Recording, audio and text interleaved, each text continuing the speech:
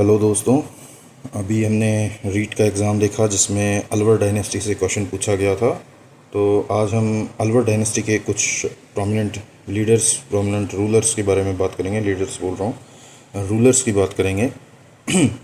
उन रूलर्स में से हम सिर्फ उन रूलर्स की बात करेंगे जिन्होंने कुछ काम किया। इससे ज़्यादा क्वेश्चन पूछेंगे भी नहीं और इससे ज़्यादा पढ़ने की आवश्यकता भी नहीं है। तो हम देखेंगे कि यहाँ पर एक तो किस शाखा ने शासन किया और कौन कौन से प्रमुख राजा बने और उन्होंने क्या क्या कार्य या क्या क्या घटनाएं उनके टाइम में घटित हुई, इस चीज़ के बारे में हम पढ़ेंगे। इनके सन ज़्यादा याद करने की आवश्यकता नहीं है, बस एक बेसिक आइडिया क्रोनोलॉजी के लिए आप लगा सकते हैं कि क्वेश्चन यही पूछा जाएगा कि पहले कौन सा शासक था और बाद में कौन सा शासक था। तो हमारे को सिर्फ क्रोनोलॉजी सेट करनी है, एग्जैक्ट ईयर नहीं याद करने, और अगर पूछे भी जाएँ तो भी याद नहीं करने, क्योंकि ब्रेन की एक कैपेसिटी होती है। तो अब हम शुरू करते हैं अलवर राजवंश के बारे में। अलवर राजवंश के अंदर कछवा वंश की एक शाखा ने शासन किया जिसको नरु का शाखा कहते हैं। अर्थात कछवा डायनेस्टी थी जो हमने देखा जयपुर में शासन कर रही थी, उसी की एक शाखा थी नरु का शाखा। इस नरु का शाखा ने ही अलवर डायनेस्टी बनाई, मतलब अलवर में जो राज किया, जो राजतंत्र चला, वो नरु का शाखा के अधीन चला। और ये नरु का शाखा है किसकी शाखा? तो कछवा डायनेस्टी की शाखा है। ठीक है, ओके। एक शासक था प्रताप सिंह। प्रताप सिंह जिनका शासनकाल 1775 से 90 तक रहा, मतलब अलवर के एक शासक थे प्रताप सिंह जी। उन प्रताप सिंह जी का शासन था 1775 में, और वो शासन कब तक चला? 1790, तकरीबन 15 साल ये शासन चला। अब इनके शासनकाल में क्या होते हैं, तो ये सबसे पहले अलवर की स्थापना करते हैं। अलवर शहर की स्थापना 1775 में अपने शासन की शुरुआत में ही एक अलवर शहर की स्थापना करते हैं। मतलब इनको अपने राज्य करने के लिए एक शहर की जगह आवश्यकता महसूस हुई, तो इन्होंने एक अलवर शहर की स्थापना कर दी शासन के प्रारंभिक साल में ही। साथ में उस समय राजगढ़ के अंदर ये लोग मेन राजधानी के तौर पे थे, तो राजगढ़ में एक दुर्ग बनवा लेते हैं। साथ में राजगढ़ के पास में एक जगह है टहला, तो टहला में भी दुर्ग बनवा लेते हैं। अर्थात राजगढ़ और टहला दोनों में दुर्ग बनवाते हैं। कब? 1770 के अंदर। मतलब राजा तो ये बनते हैं प्रताप सिंह 1775 के अंदर, लेकिन उस राजा बनने से पहले जब ये राजकुमार थे तभी इन्होंने दो दुर्गों का निर्माण कराया था। जैसे एक तो था राजगढ़ दुर्ग और एक था टहला दुर्ग। कालांतर में जब ये 1775 में राजा बनते हैं तो ये अलवर शहर की स्थापना करते हैं। ठीक है, ये इस तरीके से है।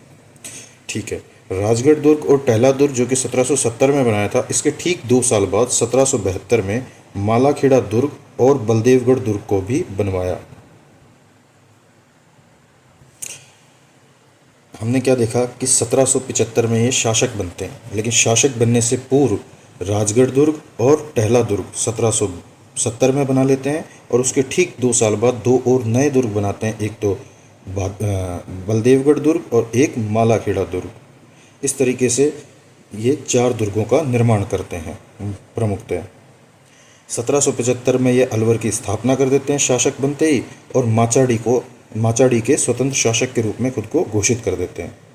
ठीक है, इनको 2 उपाधि दी गई थी, एक तो राव राजा बहादुर की, और 5000 का इनको मनसब दिया गया था। अर्थात जिस शासक ने राजा बनने से पहले ही 4 दुर्गों का निर्माण करा दिया, 1770 में राजगढ़ और टहला, और 1772 में मालाखेड़ा और बलदेवगढ़ का दुर्ग, और जिस शासक ने शासन स्टार्ट करते ही फर्स्ट ईयर में 1775 में शासक बने और उसी टाइम पे उन्होंने अलवर की स्थापना कर दी। ठीक है, कितनी बड़ी बात है। और माचाड़ी का खुद को स्वतंत्र शासक घोषित कर दिया। तो ऐसे राजा को राव राजा बहादुर की उपाधि दी गई कि आप तो राव राजा बहादुर हो, और 5000 का मनसब भी दिया गया। तो ये थे हमारे अलवर के शासक प्रताप सिंह जी, जिनका शासन 1775 से 1790 के बीच में रहा। इनके बाद 1790 में बख्तावर सिंह जी का शासन आता है, और ये 25 साल शासन करके 1815 में अपने राजगद्दी से हट जाते हैं। तो हम देखें कि इन्होंने 15 साल शासन किया और ये 25 साल शासन करते हैं। तो अगर इनका 25 साल का शासन है तो देखते हैं इनके 25 साल के शासन में क्या हुआ। तो हम देखेंगे 1793 के अंदर, देखो अलवर शहर की स्थापना 1775 में प्रताप सिंह जी ने की, लेकिन प्रताप सिंह जी के बाद बने बख्तावर सिंह जी ने 3 साल बाद, शासन के 3 साल बाद अलवर में सिटी पैलेस का निर्माण कराया। ठीक है, एक और चीज़ देखेंगे कि 1803 में एक लसवाड़ी का युद्ध होता है मराठों और अंग्रेज़ों के मध्य। लसवाड़ी का युद्ध, उस लसवाड़ी के युद्ध में इन्होंने अंग्रेज़ों की मदद की।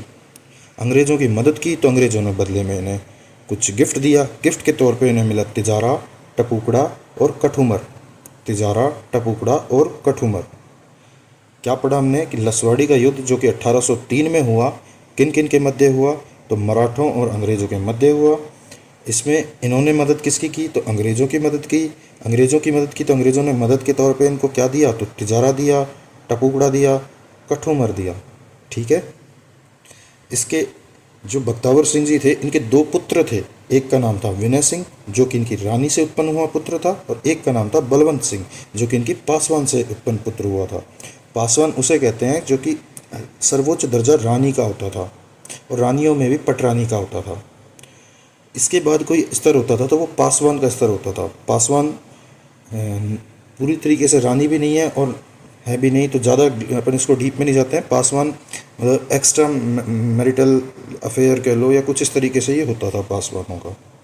तो उस पासवान जो कि पत्नी का ही दर्जा प्राप्त होती थी, उनसे बलवंत सिंह जी का जन्म होता है, और जो रानी थी इनकी बख्तावर सिंह जी की, उनसे इनके पुत्र विनय सिंह का जन्म होता है। ठीक है। चूंकि विनय सिंह रानी जी के पुत्र थे तो विनय सिंह जी को राजा बनाया गया, और बलवंत सिंह जो कि पासवान जी के पुत्र थे तो बलवंत सिंह जी को नीमराना और तिजारा दिया गया। तिजारा अंग्रेज़ों से गिफ्ट में मिला था, और इन्होंने उस तिजारा को अपने पुत्र पासवान पुत्र बलवंत सिंह को गिफ्ट कर दिया। साथ में नीमराना भी दे दिया कि तुम इसे संभालो, और अलवर का शासक विनय सिंह रहेगा। अगला शासक बनते हैं विनय सिंह। 1815 में विनय सिंह अब बख्तावर सिंह जी के बाद शासन संभालते हैं, और ये शासन संभालने के बाद रघुनाथगढ़ का दुर्ग का निर्माण करते हैं। इन्होंने कौन से दुर्ग का निर्माण किया? रघुनाथगढ़। जबकि इनके पिताजी ने कौन सा दुर्ग का निर्माण किया था? कोई से भी दुर्ग का निर्माण नहीं किया था, उन्होंने अलवर में सिटी पैलेस का निर्माण किया था। हालांकि बख्तावर सिंह जी से पहले प्रताप सिंह जी ने 4 दुर्गों का निर्माण करा था। 1770 में टहला राजगढ़, 1772 में मालाखेड़ा बलदेवगढ़, और 75 के अंदर उन्होंने अलवर शहर की स्थापना की, और उसी अलवर शहर के अंदर 1793 के अंदर बख्तावर सिंह जी ने सिटी पैलेस की स्थापना की थी। ठीक है। विनय सिंह जी ने रघुनाथगढ़ दुर्ग बनाया। साथ ही सबसे ज़्यादा इम्पोर्टेंट 80 खंभों की छतरी, सभी एग्जामों की फेवरेट 80 खंभों की छतरी, जो कि मूसी महारानी की छतरी है। और ये मूसी महारानी कौन थी? बख्तावर सिंह जी की पासवान थी, लेकिन बहुत प्रिय पासवान थी मूसी महारानी। तो इन मूसी महारानी की याद में 80 खंभों की छतरी बनाई गई, और ये किसके द्वारा बनाई गई? विनय सिंह जी के द्वारा बनाई गई। विनय सिंह जी इनके पुत्र नहीं थे, लेकिन ठीक है कि ये बख्तावर सिंह जी की पासवान थी और प्रिय भी थी, तो उन्हें माँ ही मानते थे, तो एक तरह से उनकी माँ ही हो गई। अपनी माँ के लिए उन्होंने 80 खंभों की छतरी बनाई। साथ में सिलीसेड पैलेस का निर्माण कराया, जहाँ पर बहुत ही घटिया कॉफ़ी मिलती है। तो सिलीसेड पैलेस का निर्माण भी विनय सिंह जी ने ही करवाया था। कब करवाया? 1815 में। 1857 तक इनका शासन रहा, और इन्होंने सिलीसेड पैलेस का निर्माण कराया, रघुनाथ दुर्ग का निर्माण कराया, 80 खंभों की छतरी का निर्माण कराया। 80 खंभों की छतरी किससे रिलेटेड है? तो मूसी महारानी से रिलेटेड है। मूसी महारानी कौन है? तो बख्तावर सिंह की प्रिय पासवान है। ठीक है। 1857 जो कि क्रांति का टाइम था, जब ये अपने सत्ता से हट जाते हैं। इसके बाद आते हैं शिवदान सिंह। विनय सिंह जी के बाद आते हैं शिवदान सिंह। 1857 और 74 तक ये शासन करते हैं। 57 से 74 तक इनके टाइम पे सिर्फ एक बड़ी घटना हुई, और वो बड़ी घटना थी 1857 की क्रांति। इसके अलावा कोई घटना नहीं हुई। अगले शासक हैं मंगल सिंह। मंगल सिंह का शासन है 1874 तक, मतलब 74 से स्टार्ट होता है और जाता कहाँ तक है? 92 तक। 1874 से 92 तक इनका शासन जाता है। ठीक है। अब मंगल सिंह के बारे में क्या चीज़ मिलती है? इनके एक संरक्षक, ये बहुत छोटी उम्र में शासक बन गए थे, तो इनके एक जो राजा छोटी उम्र में शासक बन जाता है, उस शासक के संरक्षण के लिए एक संरक्षक घोषित कर दिया जाता है। और उस संरक्षक का नाम क्या था? जो मंगल सिंह के संरक्षक थे, तो बहुत अच्छी बात है, मैं से मंगल और मैं से मनकूल, तो पंडित मनकूल, ऐसे पंडित जो मन को कूल कूल कर दें, तो ऐसे पंडित को ही संरक्षक बनाया गया। किसका? मंगल सिंह का। जब काम मंगल होगा तो मन कूल कूल हो जाएगा। तो मंगल सिंह के संरक्षक कौन थे? मनकूल थे। इन मंगल सिंह को एक उपाधि दी गई थी अंग्रेजों द्वारा, और कौन सी उपाधि थी? महाराजा। अंग्रेज क्या करते थे? उपाधियां दे देते थे, और उपाधियां दे के मूर्ख बनाया करते थे। उनका आज भी यही काम है, पहले भी यही काम था। ठीक है। तो मंगल सिंह जी ने उपाधि ग्रहण प्राप्त की, और किन से प्राप्त की? अंग्रेज़ों से प्राप्त की। कौन से प्राप्त की? महाराजा की प्राप्त की। और कब प्राप्त की? 1888, 1888, 1888, 1888 ब्रिटिशर्स ने महाराजा की उपाधि मंगल सिंह को दी, जिनके संरक्षक मनकूल हैं। और मैं से मेव कॉलेज, तो मेव कॉलेज के फर्स्ट स्टूडेंट भी यही थे। और भाई साहब ऐसे नहीं जाते थे, हाथी पर बैठ के जाते थे। फॉर्चूनर थी इनके पास, हाथी फॉर्चूनर। ठीक है। इसके बाद अगले शासक बनते हैं जयसिंह। इनको जयसिंह थर्ड भी कह देते हैं। और वैसे ये अलवर के शासक हैं जयसिंह। 1892 में शासन स्थापना करते हैं अपनी, और 1937 तक चलता है, तकरीबन 45 साल ये शासन करते हैं। तो 1892 से 1937 इनके टाइम पे एक इम्पॉर्टेंट चीज़ हुई थी, भारत शासन अधिनियम 1935 आया था, जिससे हमने राज्यपाल पद के बारे में जो पद के बारे में जानकारी ली थी। मतलब राज्यपाल पद हमें कहाँ पर जानकारी मिलती है राज्यपाल पद की? तो 1935 के भारत शासन अधिनियम से ही हमने राज्यपाल पद को लिया है। हालांकि उसकी निर्वाचन प्रक्रिया हमने कनाडा से ली है, लेकिन ठीक है। तो जयसिंह जी 1892 में शासक बनते हैं और 1937 तक शासन करते हैं अलवर के। इनको जयसिंह थर्ड भी कहते हैं। ठीक है। नरेंद्र मंडल, जो कि राजाओं का एक संगठन था, जिसकी स्थापना 1921 में की गई थी। हमने हिस्ट्री में पढ़ेंगे कि नरेंद्र मंडल, जो कि राजाओं का संगठन था, 1921 में इसकी स्थापना की गई थी। इसका जो इसका ये नाम है नरेंद्र मंडल, ये किसने दिया? तो हमारे अलवर के शासक जयसिंह जी ने ही दिया। ठीक है। फर्स्ट गोलमेज सम्मेलन। गोलमेज सम्मेलन क्या था कि गोल मेज लगी होती थी, उसके चारों तरफ लोग बैठे होते थे, उसका एक वहाँ पर सम्मेलन होता था, तो उसको गोलमेज सम्मेलन कहते थे। तो जब ये पहली बार गोलमेज सम्मेलन हुआ, तो उसमें ये जयसिंह जी प्रथम गोलमेज सम्मेलन में भाग लेते हैं। दूसरी चीज़ लैंग्वेज के ऊपर करते हैं। तो ये कहते हैं कि उर्दू जो लैंग्वेज है ना, उसके स्थान पर हिंदी को अलवर शहर में लागू किया इन्होंने, कि उर्दू नहीं, अलवर की राजभाषा हिंदी है। ठीक है। नीमू चढ़ा हत्याकांड इन्हीं के समय पे हुआ था। नीमू चढ़ा में किसानों के ऊपर जो हत्याकांड हुआ था, गोलियां चली थी, आपने सुना होगा। हम किसान आंदोलन में पढ़ेंगे आगे। उस नीमू चढ़ा हत्याकांड 1925 के अंदर इन्हीं के समय पर हुआ था, जयसिंह जी के समय पर ही। ठीक है। और इसके नीमू चढ़ा हत्याकांड के 10 साल बाद भारत शासन अधिनियम आया था 1935 में। ठीक है। दो संस्था भी हम पढ़ते हैं, जो कि हम पढ़ेंगे भरतपुर आंदोलन, किसान आंदोलन, अलवर किसान आंदोलन पढ़ेंगे, तब हम उस टाइम पे पढ़ेंगे कुछ चीज़ें। तो उन्हीं में से एक संस्था आज हम यहाँ पढ़ लेते हैं कि अंजुमन उल खादिम उल इस्लाम एक संस्था है, इस्लामिक संस्था है। इन्हीं के समय पर ये संस्था बनी थी, अंजुमन उल खादिम उल इस्लाम। जयसमंद बांध, प्रेम सिंधु बांध, मंगलसर बांध, मानसरोवर बांध, विजय सागर बांध इन्हीं के द्वारा बनाया गया था।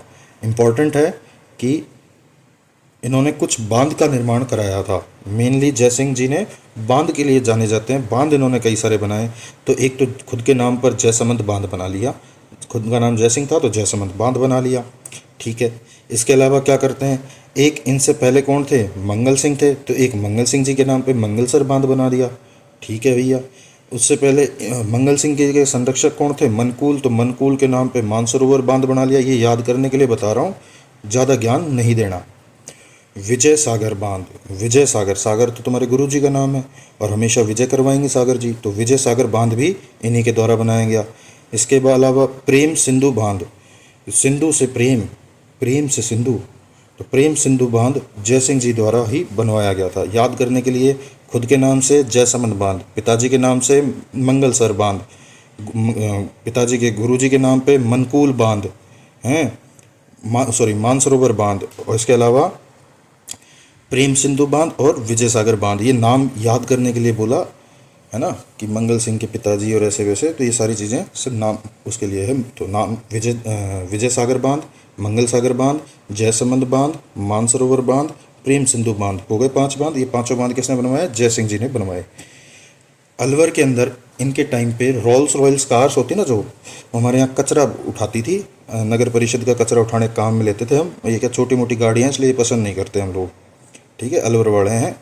तो हमने क्या किया, रोल्स रॉयल्स कार लाए इंग्लैंड से खरीद के, और उसको हमने लगा दिया नगर परिषद में। अब क्यों लाए कहानी तुमने यूट्यूब पे खूब सुन ली होगी, इसलिए मैं सुनाऊंगा नहीं। अच्छा, इन जयसिंह जी को पेरिस भेज दिया गया था लास्ट में। जब इनको पेरिस भेज दिया गया ना, तो वहीं पे इनकी मृत्यु होगी, पेरिस के अंदर ही। पेरिस गए कि अब जाओ रिटायरमेंट लो और अपने पेरिस में ऐश करो, तो ये 1937 में शासन वासन छोड़ छाड़ के पेरिस चले गए, और वहीं पे इनकी लास्ट में कहते हैं कि मृत्यु हो गई थी। इन्होंने एक हॉस्पिटल बनवाया, एलेक्जेंडर हॉस्पिटल। अब क्या है, हमारे वालों के अंग्रेजी नाम बहुत पसंद थे, इन्होंने एक हॉस्पिटल बना दिया, एलेक्जेंडर हॉस्पिटल, ऐसे याद कर लेना, एलेक्जेंडर हॉस्पिटल बना दिया। सरिस्का वैली भी इन्होंने ही बनाया था, सरिस्का वैली होटल है वो भी इन्होंने ही बनवाया था। तो देखो हमने क्या क्या करवाया है, देखो इन्होंने, जय सिंह जी ने, बहुत अच्छे से पढ़ने की बात है। एक तो जो राजाओं का संगठन था जिसका नाम था नरेंद्र मंडल, 1927 में बना था, सॉरी 1921 में बना था। और इस नरेंद्र मंडल का जो नाम है नरेंद्र मंडल, ये किसने दिया था, तो जय सिंह जी ने दिया था। और स्वयं के नाम पर और पिताजी के नाम पर और कुछ अन्य बांध बनवाए थे इन्होंने। स्वयं के नाम पर जयसमंद बांध, पिताजी के नाम पर मंगलसर बांध और मानसरोवर बांध और सिंधु प्रेम सिंधु बांध और विजय सागर बांध। इसके अलावा अलेक्जेंडर हॉस्पिटल बनाया, सरिस्का जो अलवर में ही पड़ता है, तो सरिस्का वैली रिसोर्ट बनवाया, रेस्टोरेंट है ना, रिसोर्ट। और रोल्स रॉयल्स कार को कचरा उठाने के लिए लगा दिया, ठीक है, क्योंकि अच्छी गाड़ी नहीं लगी रोल्स रॉयल्स, हमने कचरा में लगा दी उसको, ठीक है। नीम राणा हत्याकांड इन्हीं के टाइम पे हुआ, भारत शासन अधिनियम इन्हीं के टाइम पे आया, 25 में नीम उचाणा हत्याकांड, 35 में भारत शासन अधिनियम।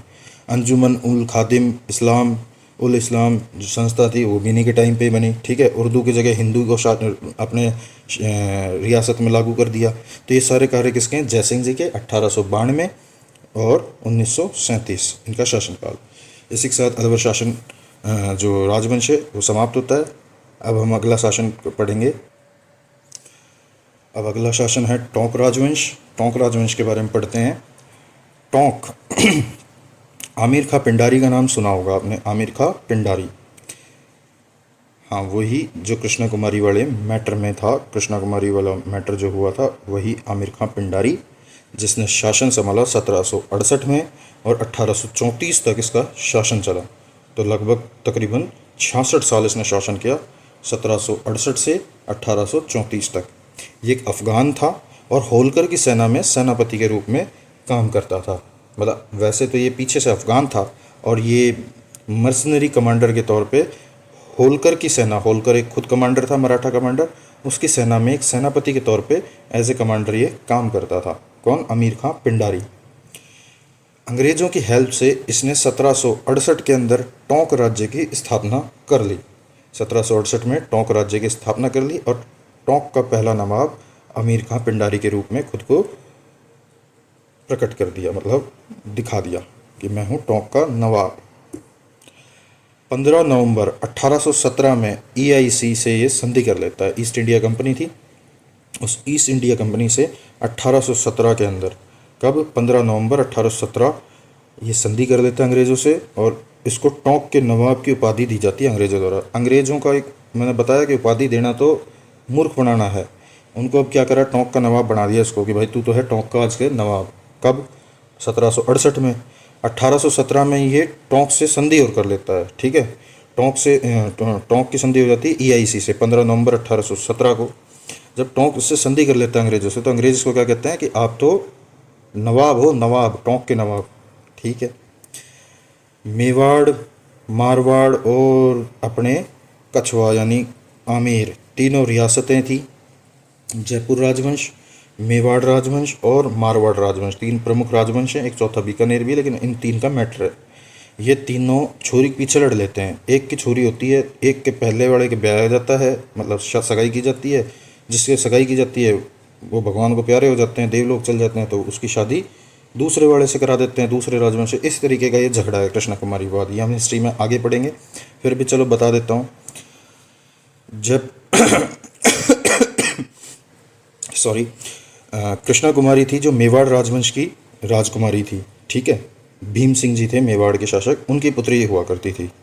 इनकी सगाई मारवाड़ में हुई थी और उसके बाद जिनसे इनकी सगाई हुई वो चल बसे, तो जब वो चल बसे तो इनकी सगाई के बाद इनकी शादी कर दी जयपुर राजवंश में।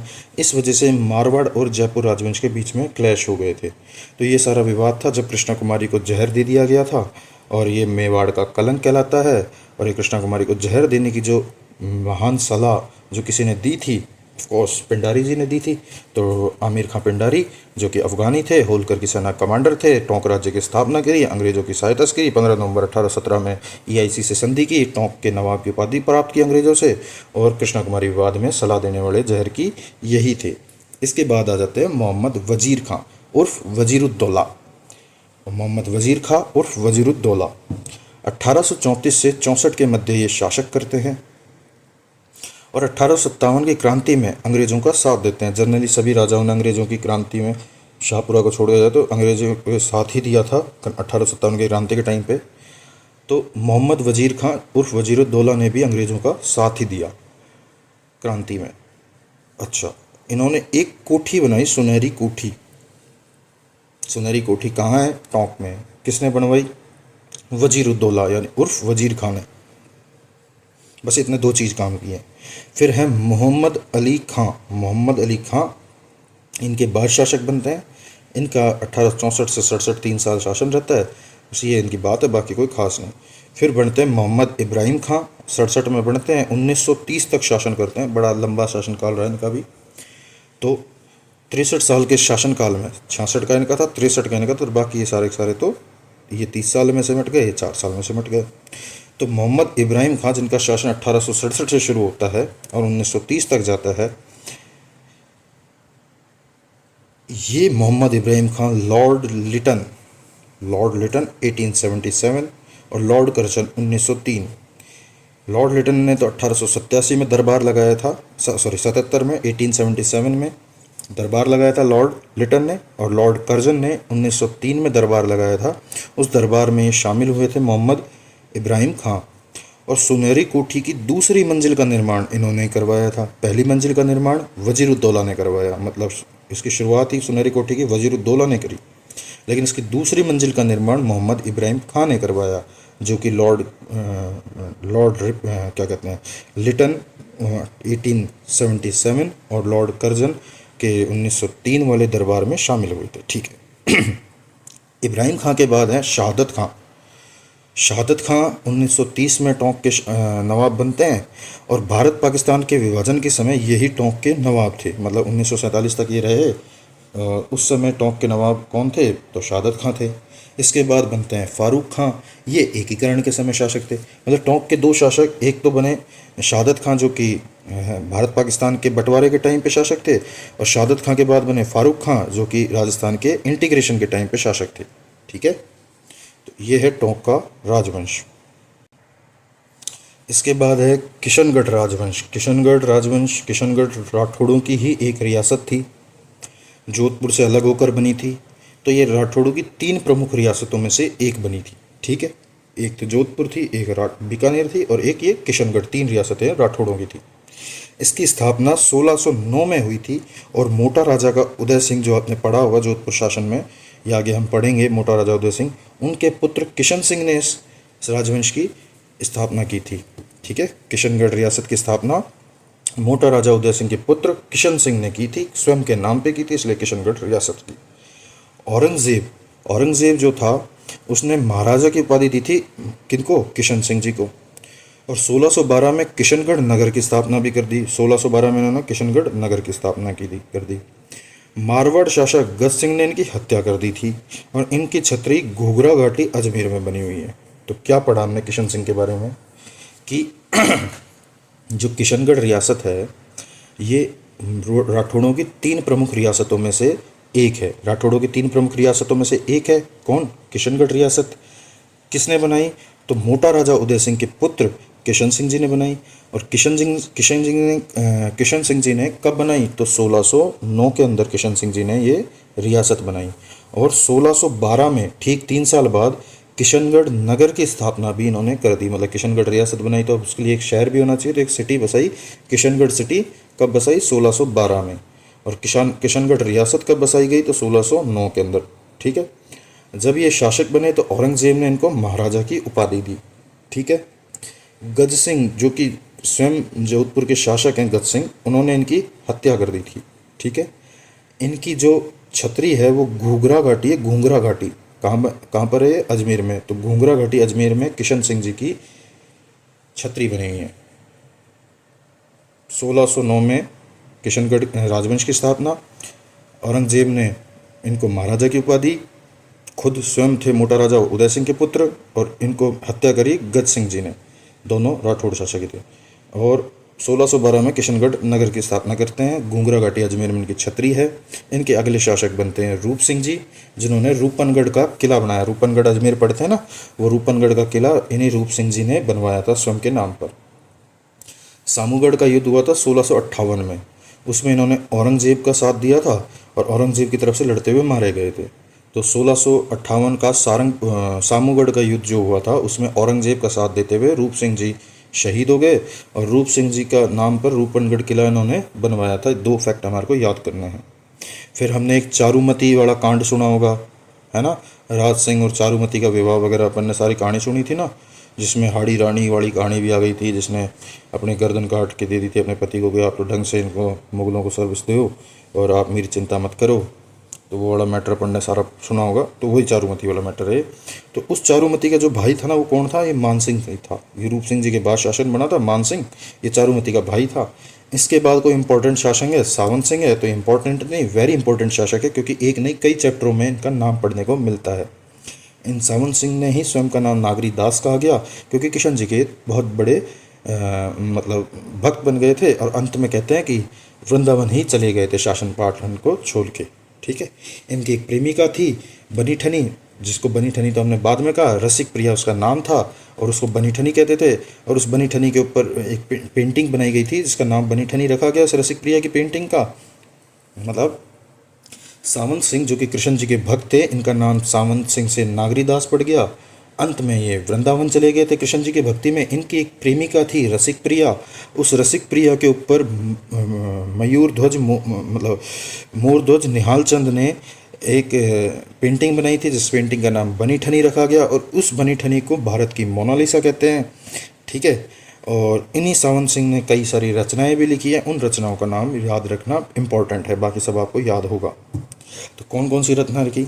तो सावंत सिंह ने अपने एक मन के ऊपर, उनका मन का रथ कहाँ पर चल रहा है, तो उस मन के ऊपर मनोरथ मंजरी लिखी। फिर रस से भरी रत्नावली, रसिक रत्नावली लिखी। बिहारी चंद्रिका लिखी। देह की दशा ऐसी हो गई कि देह दशा लिख दी। कौन कौन सी लिखी? रसिक चंद्रावली, सॉरी रसिक रत्नावली और बिहारी चंद्रिका, और इसके अलावा देह दशा, मनोरथ मंजरी, मनोरथ मंजरी, देह दशा, रसिक रत्नावली और बिहारी चंद्रिका। ये प्रमुख पुस्तकें किनकी है? सावंत सिंह की है। नागरीदास कहते थे, वृंदावन चले गए थे, रसिक प्रिया प्रेयसी थी, बनी ठनी नाम से पेंटिंग बनी, और निहालचंद ने बनाई, भारत की मोनालिसा कहलाई। बेसरी आभूषण के साथ है ये पेंटिंग। बेसरी आभूषण कहाँ मिलता है? तो बनी ठनी पेंटिंग में मिलता है। इसके अगले शासक बनते हैं कल्याण सिंह। कल्याण सिंह 7 अप्रैल 1818 में शासक बनते हैं और ईआईसी से संधि कर लेते हैं। ठीक है। तो 7 अप्रैल 1818 के अंदर 1818 के अंदर ईआईसी से संधि करते हैं। अंग्रेज़ों ने इन्हें खिराज से मुक्त रखा, क्योंकि ये रियासत मराठों को भी खिराज नहीं देती थी। जो किशनगढ़ रियासत थी, छोटू सी रियासत है, नागौर के पास और अजमेर के पास वाले इलाके में रहती है। मतलब इस्टेब्लिशमेंट है, पहले खेती नहीं होती, अब उनसे क्या तो खिराज लेते, तो मराठों ने इनसे खिराज लेते नहीं थे। अंग्रेज़ों ने कहा कि तुमसे हम खिराज नहीं लेंगे। ठीक है। तो इन्होंने अंग्रेज़ों से संधि कर ली। कब करी? तो 7 अप्रैल 1818 में करी। सीताराम। अगले शासक हैं पृथ्वी सिंह। 1857 के क्रांति के समय किशनगढ़ के शासक बनते हैं। जो क्रांति थी उस समय 1857 की क्रांति राजस्थान में चल रही, तब ये पृथ्वी सिंह ही किशनगढ़ के शासक थे। इसके अलावा एक सुमेर सिंह हैं, जिन्हें आधुनिक साइकिल पोलो के फादर कहते हैं, father of modern cycle polo. किसे कहते हैं? सुमेर सिंह को। सुमेर सिंह को आधुनिक साइकिल पोलो के पिता कहते हैं, सुमेर सिंह जी को। आज़ादी और एकीकरण के समय किशनगढ़ के शासक थे। मतलब आज़ादी के टाइम भी यही थे और एकीकरण के समय भी यही किशनगढ़ के शासक थे। कौन? सुमेर सिंह। और आधुनिक साइकिल पोलो के पिता किसे कहते हैं? सुमेर सिंह जी को ही कहते हैं। हालांकि पोलो का घर जोधपुर राजवंश को कहते हैं, और पोलो खेलते हुए मृत्यु जयपुर शासक की हुई थी जिसका नाम क्या था, मान सिंह। इसी के साथ टोंक राजवंश भी समाप्त होता है, माफ करना, किशनगढ़ राजवंश समाप्त होता है। इसके बाद एक झालावाड़ रियासत है। सोच रहा था कि पहले मैं जब हाड़ौती का अपन पढ़ेंगे सारा का सारा चौहान राजवंश पढ़ेंगे तभी इसको कंक्लूड कर लेंगे, लेकिन अब मैं सोच रहा हूँ इसको अभी के अभी कंक्लूड करा जाए इसी चैप्टर में। तो ठीक है, झालावाड़ रियासत के बारे में पढ़ते हैं। तो कहते हैं कि झालावाड़ रियासत अंग्रेज़ों की बनाई हुई राजस्थान की अंतिम रियासत थी। इसमें क्या किया था, कोटा से 17 परगने लेकर, यानी 17 ज़िले लेकर, कोटा रियासत के 17 ज़िले, उस समय कोटा एक रियासत थी तो उसके 17 ज़िले लेकर यानी 17 परगने लेकर एक नई रियासत का फॉर्मेशन किया जाता है 1837 के अंदर, अंग्रेज़ों द्वारा किया जाता है। और इस रियासत का नाम झालावाड़ रियासत रख दिया जाता है और इस रियासत की मान्यता अंग्रेज़ अगले साल दे देते हैं। तो कुल मिला के अंग्रेज़ों ने क्या किया, झालावाड़ रियासत का गठन किया और ये अंग्रेज़ों की बनाई हुई राजस्थान की अंतिम रियासत थी। 1837 में इस रियासत का गठन किया जाता है और अप्रैल 1838 में इसको मान्यता दी जाती है अंग्रेज़ों द्वारा। इसमें कोटा के 17 परगने शामिल किए जाते हैं। इस रियासत के यानी झालावाड़ रियासत के पहले जो ये झालावाड़ रियासत के पहले जो शासक बनते हैं वो राज राणा मदन सिंह बनते हैं। हालांकि झालावाड़ के ऊपर हम देखेंगे कि जो गागरोन दुर्ग है उस पर पहले भी हम वो पढ़ते हैं, वो अलग डायनेस्टी थी, अलग रूल था। हम फिलहाल उसके बारे में बात कर रहे हैं जो हाड़ाओं के बाद जो शासन बने, झालावाड़ एज ए रियासत जब काम करने लगा तब उसके अंदर कौन सी शासन व्यवस्था थी उसके बारे में पढ़ रहे हैं। तो दोस्तों, राज राणा मदन सिंह इस झालावाड़ रियासत के पहले शासक बनते हैं और राज राणा मदन सिंह हैं जो इनका शासनकाल शुरू हो जाता है 1838 से, क्योंकि 38 में ही मान्यता मिली थी अप्रैल के अंदर। तो 1838 से 1845 तक राज राणा मदन सिंह का शासन रहता है। ये झाला जालिम सिंह के पौत्र थे। देखो, जो झाला जालिम सिंह थे वो कोटा के दीवान हुआ करते थे और कोटा से हम देखते हैं कि जो संधि हुई थी वो 2 बार हुई थी। एक बार तो कोटा रियासत से EIC की जो सामान्य संधियाँ जो हुई थी सबकी अधीनस्थ पार्थक्य की संधि, इसके अलावा कोटा रियासत से एक एडिशनल संधि और हुई थी। वो एडिशनल संधि कोटा के दीवान झाला जालिम सिंह से ही हुई थी। हालांकि पहली वाली संधि के टाइम पे भी कोटा के दीवान झाला जालिम सिंह ही गए थे, लेकिन उस संधि के साथ साथ एक एडिशनल संधि और हुई थी जो कि झाला जालिम सिंह के लिए हुई थी कि हम कोटा राज्य की संपूर्ण प्रशासनिक जो पावर थी वो झाला जालिम सिंह यानी कोटा के दीवान को दे दी गई थी। तो जो झाला जालिम सिंह जी थे उनके अंग्रेज़ों से बहुत अच्छी बनती थी, तो उन्हीं की दोस्ती के नाते एक नई रियासत बनाई गई थी भविष्य में 1837 के अंदर और 17 ज़िले देकर कोटा से ही अलग रियासत झालावाड़ खड़ी कर दी थी। हालांकि हम देखेंगे कि जो कोटा रियासत है वह भी स्वयं बूंदी रियासत का हिस्सा हुआ करती थी, जिसको अलग से एक नई रियासत कोटा रियासत के तौर पे बनाया गया था। ठीक है, तो ये राज राणा मदन सिंह थे जो कि झाला जालिम सिंह के पोते थे, है ना। इनका राजवंश इनके जो कार्यकाल था 1838 से 45 के मध्य रहा। 10 अप्रैल 1838 को EIC से ये संधि कर लेते हैं। 10 अप्रैल 1838 को ये EIC से संधि करते हैं और अंग्रेज़ों ने इनको मान्यता दे देते हैं, तो ये संधि कर देते हैं। ठीक है, 80,000 रुपये के खिराज पर ये संधि होती है कि मतलब ये अंग्रेज़ों को अब सालाना 80,000 रुपये खिराज दिया करेंगे। ठीक है, इसके बाद पृथ्वी सिंह शासक बनते हैं झालावाड़ रियासत के। 1857 की क्रांति के समय कोई शासक था तो पृथ्वी सिंह था। हम पढ़ते हैं झालावाड़ रियासत के, झालावाड़ के पृथ्वी सिंह थे 1838 की 57 की क्रांति के समय। तो उस समय कौन थे, पृथ्वी सिंह थे। जो तात्या टोपे थे ना, इन्हीं के टाइम पे झालावाड़ आए थे और इनको तात्या टोपे की और इनके मध्य युद्ध हुआ था, इसमें ये हार गए थे पृथ्वी सिंह और तात्या टोपे ने झालावाड़ पर शासन नियंत्रण कर लिया था। हालांकि वापस पृथ्वी सिंह जी ने अपना शासन ले लिया था तात्या टोपे को हटाकर झालावाड़ से। इसके अगले जो शासक बनते हैं वो हैं जालिम सिंह जी। जालिम सिंह जी 1875 में शासक बनते हैं और 1896 तक शासक रहते हैं।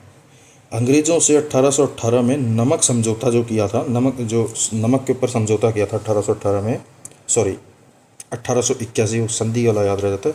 तो 1881 में जो नमक समझौता हुआ था अंग्रेज़ों के साथ, उस अंग्रेज़ों के नमक समझौते में ये जो जालिम सिंह जी थे इन्वॉल्व थे। इन्होंने 1881 में नमक समझौता किया था अंग्रेज़ों से। इसके अलावा अगले शासक बनते हैं 1899 में भवानी सिंह। एक जयपुर में भी भवानी सिंह है, ब्रिगेडियर भवानी सिंह, वो अलग है। ये भी भवानी सिंह झालावाड़ रियासत के हैं।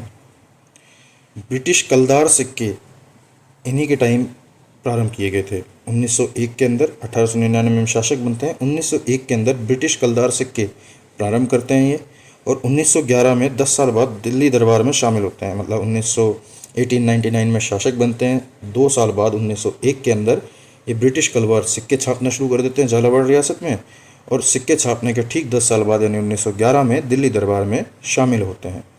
इसके बाद अगले शासक बनते हैं राजराणा राजेंद्र सिंह जी, जो 1929 से 1943 तक रहते हैं।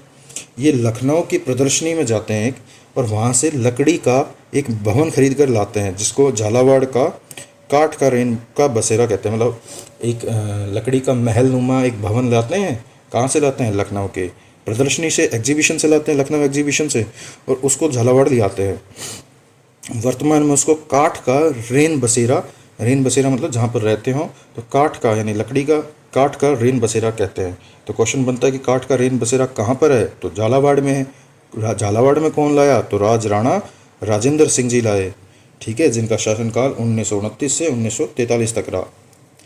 सुधारक नाम से एक कविता लिखते थे। मतलब जो राजराणा राजेंद्र सिंह थे, ये बड़े ही अच्छे शासक थे और ये कविता लिखा करते थे, और उस कविता के नीचे स्वयं को सुधारक नाम से कविता लिखा करते थे, है ना। इन्होंने सार्वजनिक मंदिरों के अंदर हरिजनों का प्रवेश प्रारंभ करा, जो कि मतलब पब्लिक टेम्पल्स थे, प्राइवेट नहीं, मतलब पब्लिक टेम्पल्स थे जो जनता के लिए बने हुए हैं। उस टेम्पल में हरिजनों को प्रवेश को प्रारंभ कर दिया गया। देखो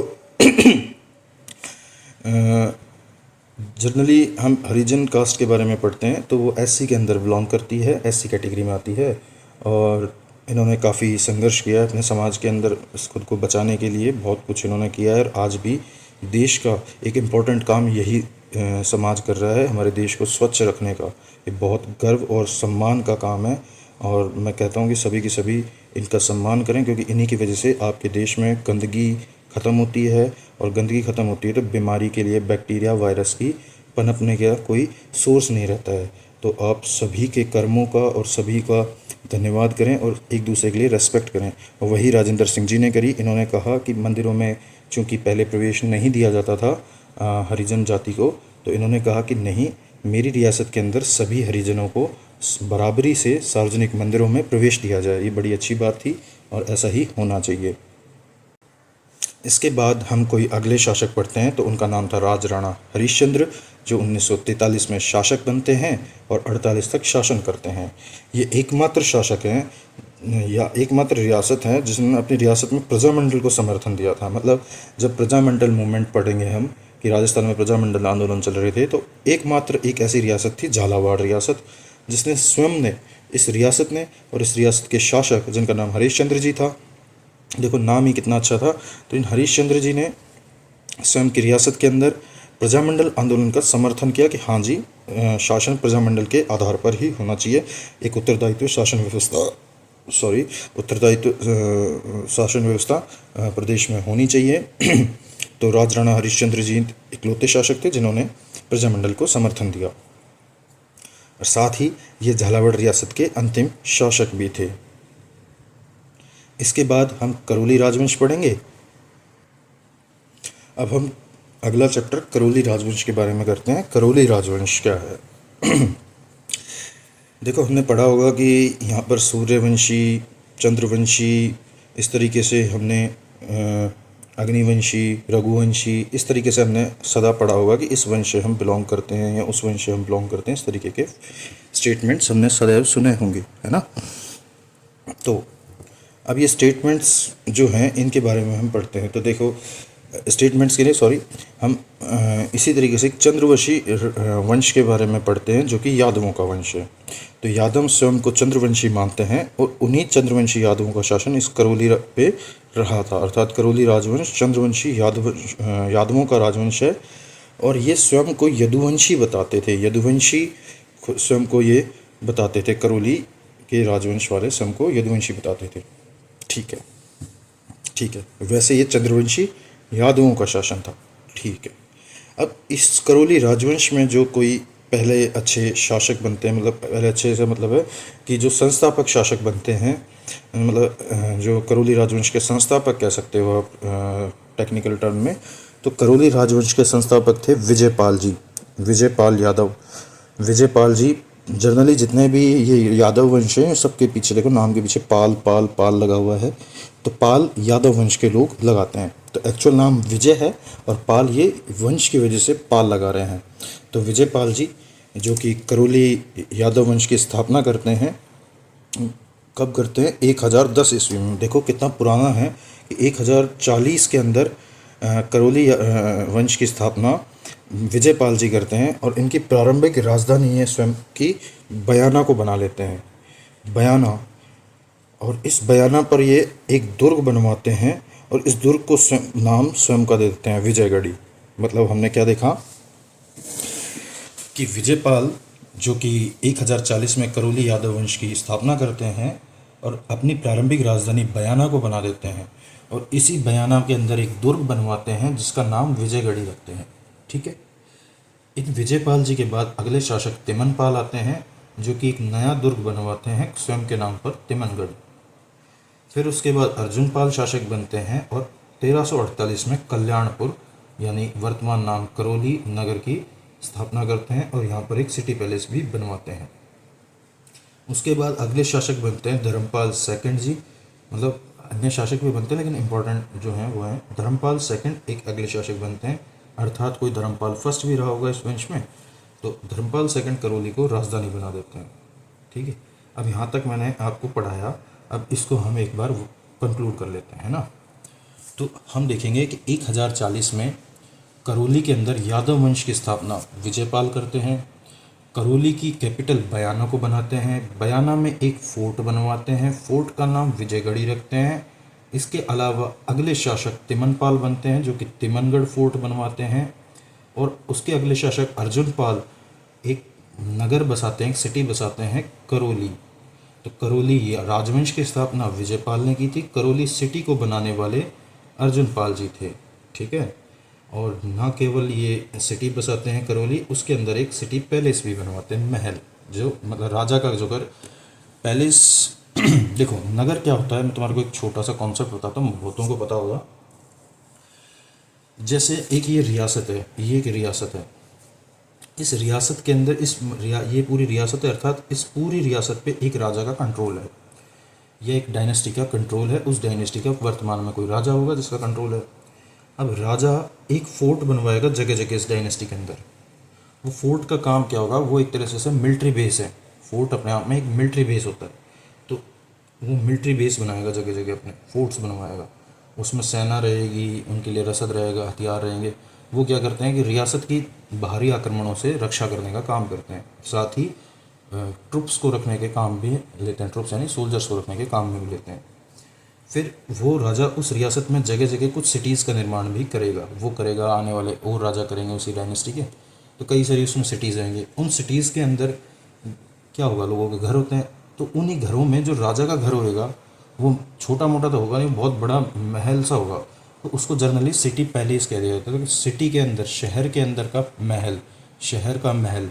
याद रखना उन मिलिट्री बेसिस यानी उन फोर्ट्स को भी जो राजा बनाता है ना, उसमें भी महल बनाए जाते हैं राजा के लिए, क्योंकि राजा युद्ध के समय महलों के अंदर मतलब उसी किलों के अंदर रहता था, तो वहाँ पर उनका परिवार वगैरह और उनको खुद को स्वयं को रहने के लिए महल की आवश्यकता पड़ती थी, तो वो राजाओं के महल वहाँ भी मिलते हैं।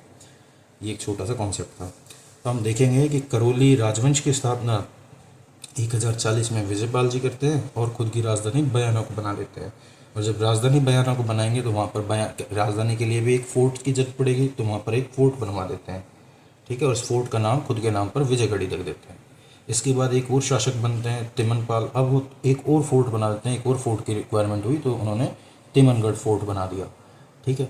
अब इसके बाद अब सिक्योरिटी वाला सिस्टम हो गया, तो अब राजा क्या करेगा, तो राजा सिटी बसाएगा।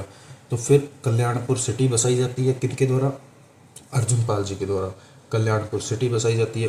कब बसाई जाती है, 1348 में। ठीक है।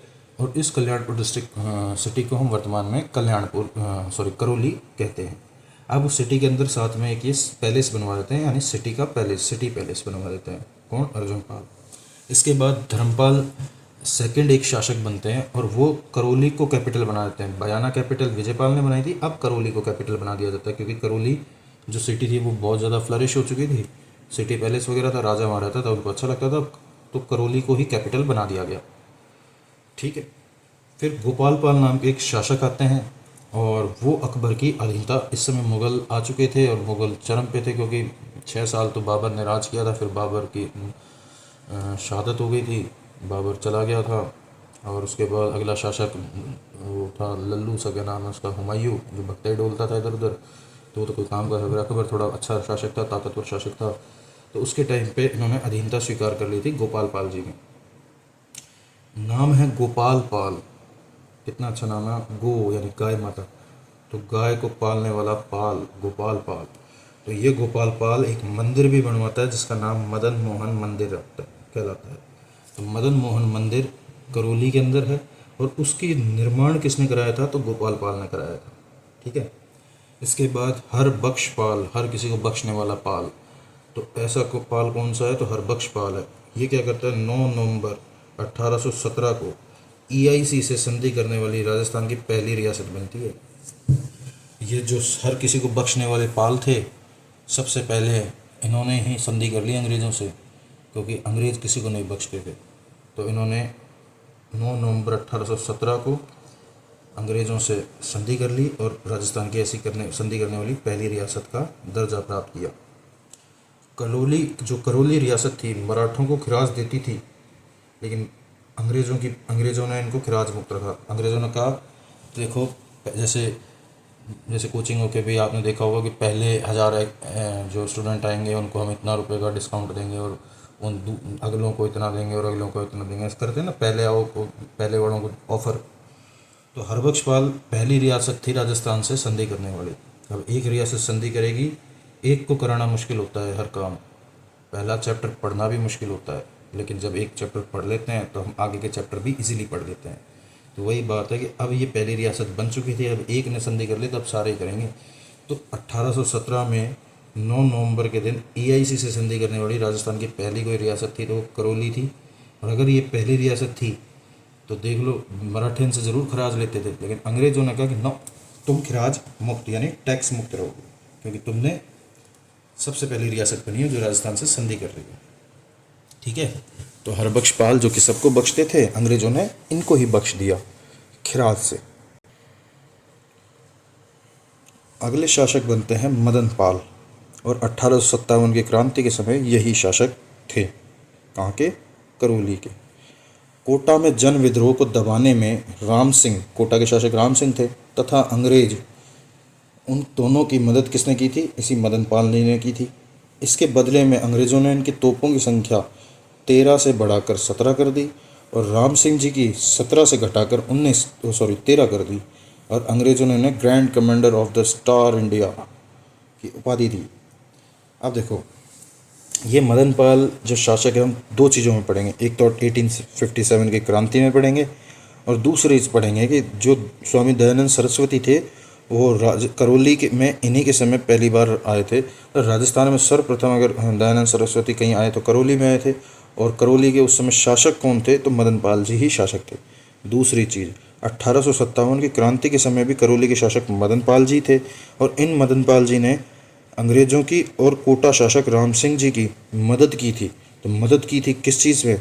तो जो जन विद्रोह हुआ था ना कोटा के अंदर, हम पढ़ेंगे, हर जगह तो हुआ था सैन्य विद्रोह, कोटा में हुआ था जन विद्रोह। जनता ने ही विद्रोह कर दिया था, राजा को बंदी बना लिया था 6 महीने के लिए राम सिंह जी को। तो उन राम सिंह जी की मदद के लिए और अंग्रेज़ों की मदद के लिए कोई शासक आया था करौली से, तो उनका नाम था मदन पाल और इन्होंने मदद की। इसके बदले में इनको उपाधि मिली grand commander of the star India. साथ ही इनको जो सलामी दी जाती थी 13 तोपों की, अब उसको बढ़ाकर कर दिया 17 तोपों की। और जो कोटा के शासक राम सिंह जी थे, उनके पहले 17 मिलती थी, उनके घटाकर 13 कर दी। तो ये काम हुआ 1857 की क्रांति में। किन के टाइम के लिए हुआ? मदन पाल जी के टाइम में हुआ। इसके बाद 1927 के अंदर मदन पाल जी हटते हैं और उनके जगह पर एक नए शासक आ जाते हैं। मतलब मदन पाल जी तो हट जाते हैं, इनके बाद और कोई भी आता होगा, लेकिन भोमपाल जी एक शासक बनते हैं 1927 में। और वर्ल्ड वॉर 2 का टाइम था ये, और 40 तक रहे थे, तो वर्ल्ड वॉर 2 के टाइम में अंग्रेज़ों की इन्होंने हेल्प की थी वर्ल्ड वॉर के अंदर। ठीक है। फिर गणेश पाल शासक थे, इनके बाद बने 1940 में 47 तक रहे, और ये अंतिम करौली शासक कहलाते हैं।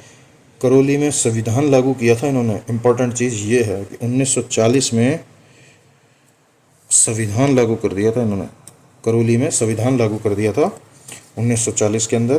करौली में संविधान लागू कर दिया था इन्होंने। ठीक है, गणेश पाल जी ने। इसी के साथ अपना करौली राजवंश भी कंप्लीट होता है। ये छोटे छोटे राजवंश थे जो कि जिससे परीक्षा में आजकल प्रश्न आने लग गए, तो इनके ऊपर भी अपन ने एक वन शॉट कर लिया। अब इस वन शॉट से क्या है कि आप इन सबको 2-3 बार इस वीडियो को देखोगे तो आपकी ये थोड़े बहुत दिमाग में बैठने लग जाएंगी चीज़ें, है ना।